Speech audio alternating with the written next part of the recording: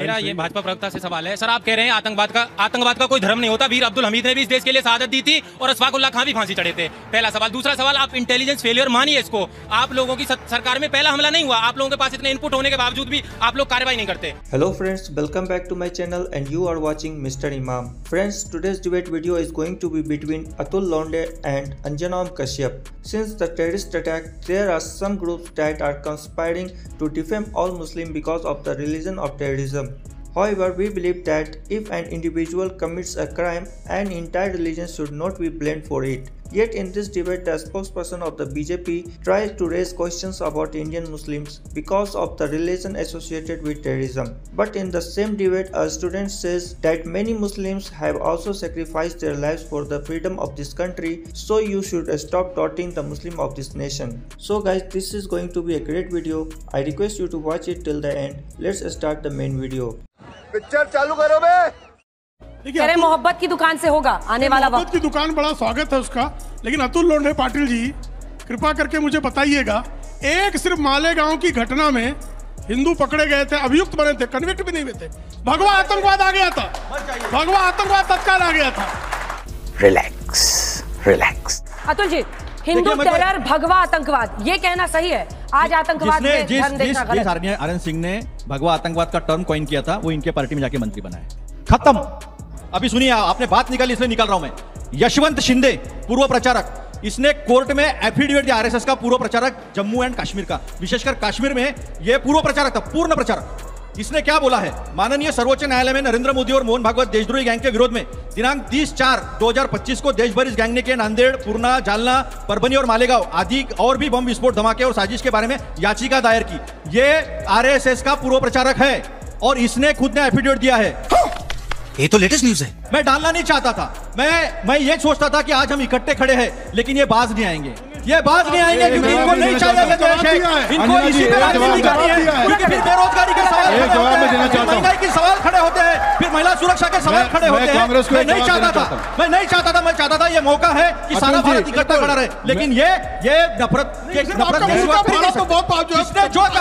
जिसने जो कहा जो गलत है, वो किसी भी इसका मैं कांग्रेस को जवाब देना चाहता हूं। हमारा शिवाजी उम्बड़े, जिसने अजमल कसाब की बंदूक पकड़ के अपनी जान दे दे, उसको पकड़ के दिया, कभी नहीं कहा गया क्या अजमल कसाब ही नाम था उसका, और उसको फांसी भी दे दी। तुकाराम ओबले। और अभी तो रुको, क्लाइमैक्स अभी बाकी। जो आप भाईचारे की बात करते हो, मैं अब मानता हूँ, चलो आप तो समर्थन में आ गए हो, लेकिन इससे पहले जो कांग्रेस का नरम रवैया था आतंकियों के साथ, जो वो सॉफ्ट पॉलिसी अपनाती थी कि रिहाई की बातें करती थी और इस सब की बातें करती थी, ये इसने क्या देश को और आतंकियों को ये संदेश नहीं दिया कि भारत कमजोर है? अब तू क्या देख, तेरी औकात मैं दिखाता हूँ तुझे। बिल्कुल। जिस पार्टी ने लाहौर तक घुस के 93,000 सैनिकों से शरणागत ली थी, जिस पार्टी ने इस देश को न्यूक्लियर बॉम्ब दिया, जिस पार्टी ने पाकिस्तान के टुकड़े कर दिया, जिस पार्टी ने अफजल गुरु और अजमल कसाब को फांसी दे दी लेकिन बाहर नहीं दिया, अंदर ही गाड़ दिया, उसके बारे में ये फैलाई गई बातें हैं। मेरे पास ये है, बुरहान वानी को मारा था डिप्टी सीएम बीजेपी के, निर्मल कुमार, क्या बोलते हैं, वो तो एक्सीडेंट था, वो तो मारे गए थे। ये देखिए, बिना बुलाए चले गए थे। अभी आपने बात निकाली इसलिए निकाल रहा हूं, बिना बुलाए बिरयानी खाने चले गए थे।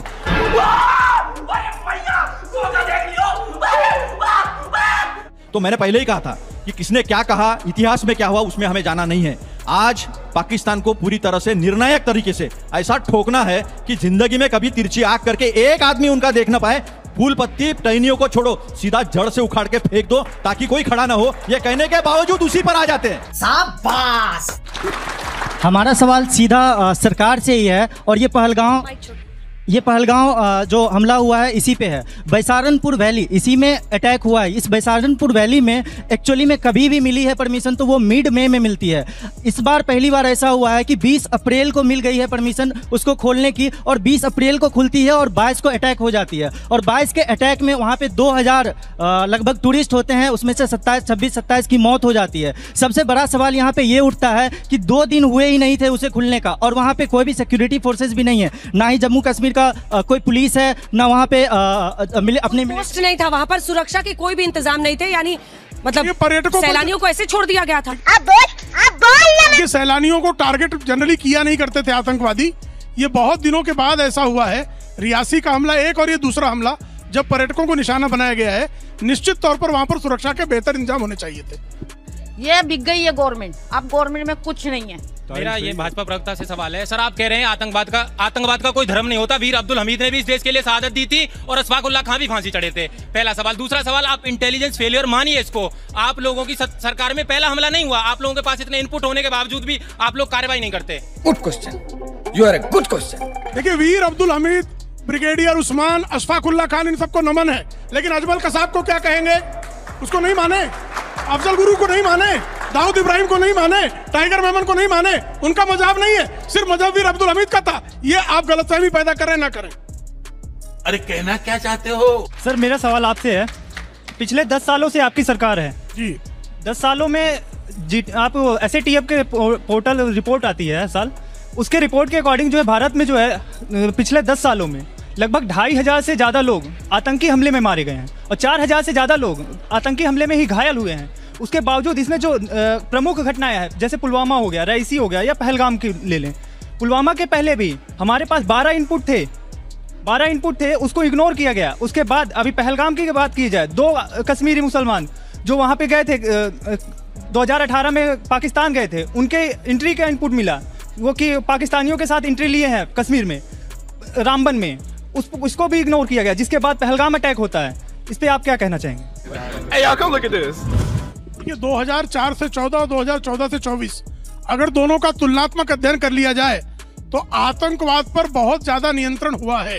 सुरक्षा बलों की पर जो बलिदान है वो भी घटा है, जो सामान्य नागरिकों की हत्या हुई वो भी घटी है, और आतंकवादियों का सफाया हुआ है।